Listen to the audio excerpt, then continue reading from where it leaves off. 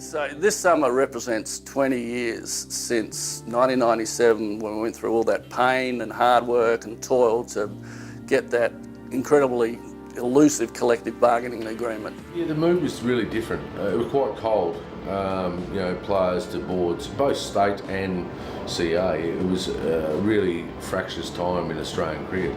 Mr. Ken Jacobs, the CEO, gives you the envelope and he goes, that's the payment, we've taken the tax out. So you beauty, open up the envelope and there's a $50 note. $50 note. ACB board members and their wives were flying first class, swanning around. You know, they were sharing a room, they were all in cattle class. I mean, it was, and then they had vast income, and then a small amount of it went to the players. So it just wasn't fair. When it first started in 1997, the players were united in the fact that they needed to have that voice. I mean, Darren Lehman making $35,000 to play cricket and captain South Australia. It's bollocks, complete nonsense. I remember I was sitting in my office back in Adelaide and the phone rang. It was Mark Taylor, who was captain at the time. And he said, Tim, talk amongst the guys and we'd like you to head up the Player Association. Tim May rang James Erskine about a golf day, and when they hooked up, James was thinking more big picture stuff, i.e. taking on Cricket Australia. So we needed someone who could give us the ability to function and fight a good battle and have proper access to proper legal advice, etc.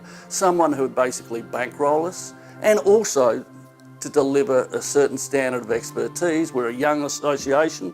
I was heading it up. I was the only employee. I had no experience in negotiating with, sporting administrators, etc.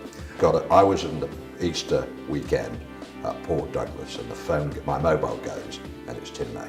Look, James is a former head of IMG. He's obviously been through a significant number of negotiations in a sporting context. Why don't we sit down and have a proper meeting? Because, now is the time, with the talent in the test team, to basically go and have the most, or the best chance of getting a fight and getting a fair share of the income. Our first meeting was at One World Sport, and the executive consisted of Tony Dodemaide, Shane Warne, Steve Waugh, Tim May and myself.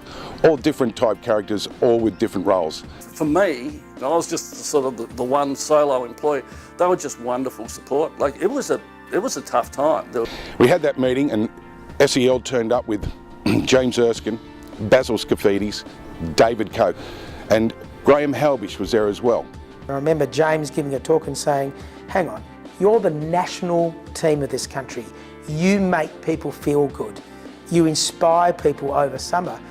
I just remember it was a group of players, obviously Tim May leading the ACA there and the formation from a player point of view, and James Erskine and all the guys behind the scenes. But it was more of fighting for the rights of the players at that time. It was a huge change. Obviously you had World Series in the 77, and then that changed for the good for the players, but it's really not to where it should have been, and really that's where the ACA came in and formed. And